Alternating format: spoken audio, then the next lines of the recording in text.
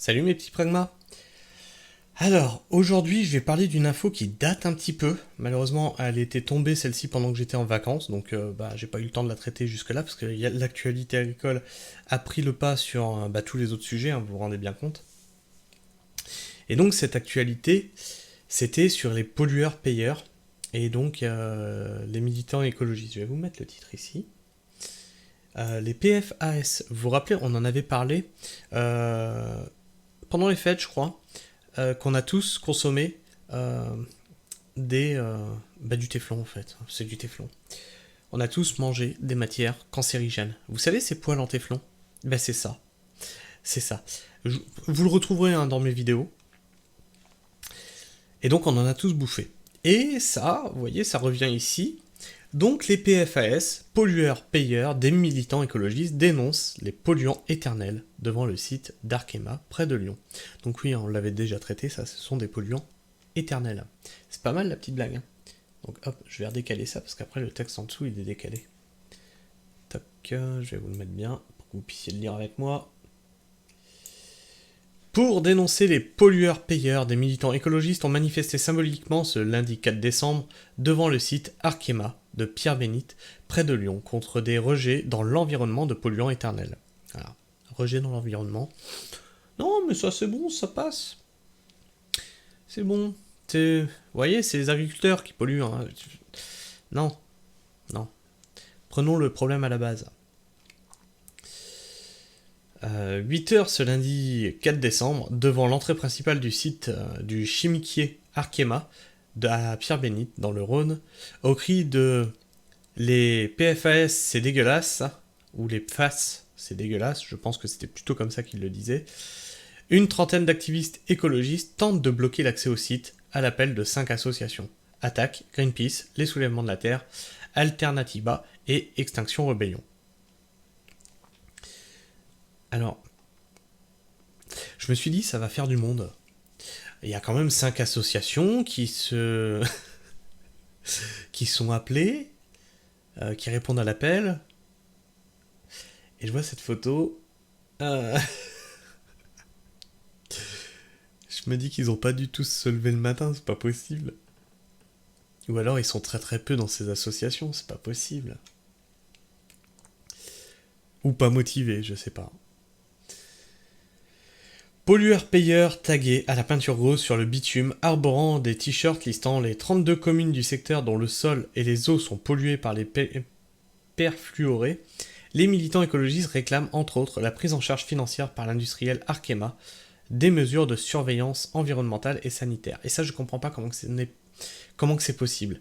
Ils devraient forcément être condamnés à nettoyer leur merde et à surveiller ce qu'ils rejettent dans la nature. Je comprends même pas comment ça a pu exister en fait.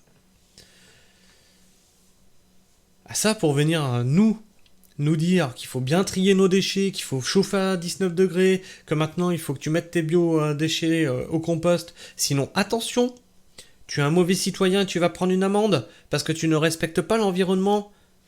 Hein? Et achète ta voiture électrique, puis ferme-la. Voilà. Par contre, là, les industriels, non, pas de problème. Ah non, mais il fallait surveiller. Ah, surveiller les trucs polluants? Non. Mince, on savait pas. Putain. C'est ça, c'est ce double standard constant là qui est énervant en fait à la longue. C'est juste énervant. Caroline Millet, porte-parole du collectif des associations écologistes, estime que la législation actuelle est très nettement insuffisante. Il y a environ 200 000 personnes qui sont touchées par cette pollution autour de ce site au niveau européen. On estime que 17 000 sites sont pollués au perfluoré, donc on est face à un gros problème de santé publique. De son côté, la direction du site Arkema appelle dans un communiqué que le seul surfactant utilisé à Pierre-Bénite n'est pas bioaccumulable. Il n'a donc pas la capacité à rester dans le corps humain et que le site en cessera l'utilisation d'ici 2024. Ouf, on est rassuré. À savoir que les PFAS vous filent des cancers. Non, messieurs. Voilà. Mais c'est bon. Vous en avez consommé. C'est pas grave. On arrête en 2024. C'est bon. Une solution de filtration réduisant les rejets de plus de 90% a d'ores et déjà été mise en place. Le site Arkema de Pierre Bénite se conforme à l'ensemble des arrêtés préfectoraux concernant les PFAS et est très régulièrement contrôlé par les autorités.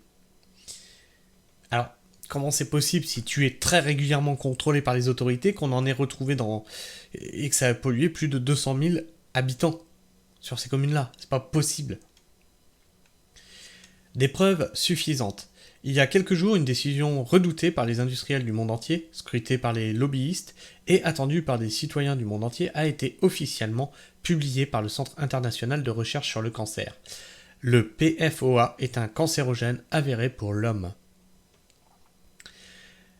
L'acide perfluoroctanoïque, toujours des mots à rallonge, a été utilisé notamment dans la fabrication du revêtement anti-adhésif de type Téflon pendant des années. Et voilà, c'est ce que je vous disais en début de vidéo, votre petite poêle, on en a tous bouffé.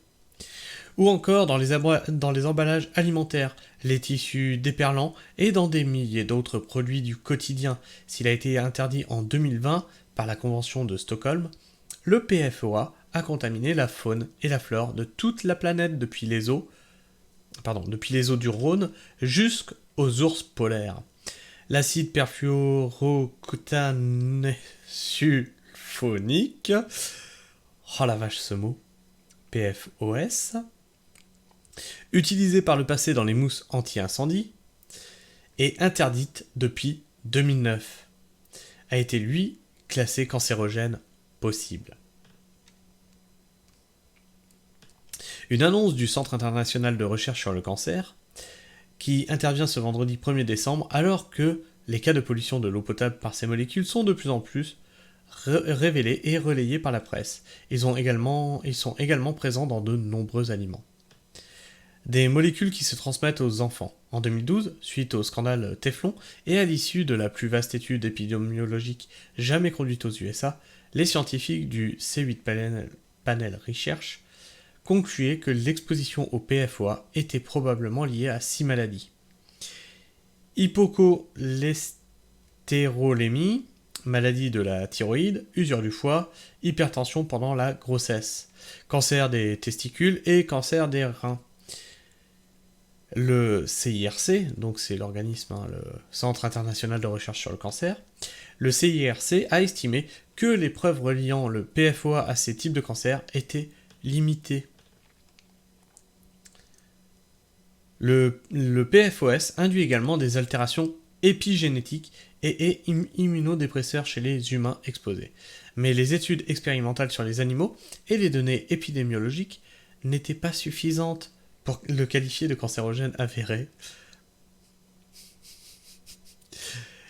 Alors, est-ce que c'est comme pour les produits phytosanitaires? C'est les industriels qui le créent qui font les études? Ça serait bon à savoir ça, parce que ça c'est un scandale.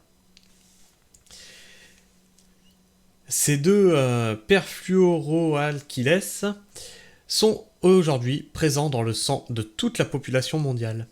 Alors, heureux? J'en ai aussi, vous en avez, tout le monde en a, c'est bien, c'est cool, on va tous choper des cancers à cause de leurs conneries. Non mais c'est bien, parce que les poils antidérapantes quand même c'est pratique. Ouais, c'est pratique, voilà. Et ben voilà, c'était pratique. Non, je préfère en rire, mais franchement c'est dramatique. On les retrouve aussi dans le placenta, le cordon ombilical et les tissus embryonnaires. Ils peuvent être transmis aux enfants via l'allaitement. Mais ces travaux du CIRC, qui n'ont aucune valeur réglementaire, ne permettent absolument pas de dire à partir de quel taux de PFOA dans le corps le risque de maladie apparaît, ni dans quelle proportion. Alors, à la question que se posent les populations aujourd'hui exposées à la pollution de l'eau, faut-il continuer à boire l'eau du robinet? Les scientifiques n'ont pas encore apporté la réponse. L'accès au site Arkema de Pierre Bénite a été entièrement libéré vers 9h30. Attends, ils sont arrivés à quelle heure? Ils sont arrivés à 8h, non? De ce que j'ai compris, ils sont arrivés à 8h. À 8h, donc ils sont restés 1h30. Oui, bon, bref, ils les ont pas dérangés beaucoup. En tout cas, c'est inquiétant. C'est un scandale sanitaire mondial. Moi, ça me révolte. c'est horrible en fait. C'est horrible tout ce qu'on a pu permettre jusqu'à aujourd'hui, transmettre des polluants dans le corps de nos enfants. Aujourd'hui, on en est là. C'est un scandale sanitaire, mais de fou furieux. Enfin bref. Dites-moi ce que vous en pensez dans les commentaires. N'hésitez pas à partager votre avis et vos opinions dans cet espace qui vous est dédié. Restez courtois, restez adulte, hein. Partagez entre vous, c'est toujours un plaisir de vous lire. Si vous aimez ce que je fais, n'hésitez pas à me laisser un like. Si vous aimez pas, un dislike. Hein. Exprimez-vous par le biais de ces pouces pour me dire ce que vous pensez de ce contenu. N'oubliez pas non plus de vous abonner, d'activer la petite cloche, c'est totalement gratuit. Je vous promets, si vous appuyez dessus, je vous demanderai absolument rien. Ah non, c'est sûr et certain. Allez, sur ce, moi, je vous fais la bise, prenez soin du sol et restez pragmatiques. Ciao.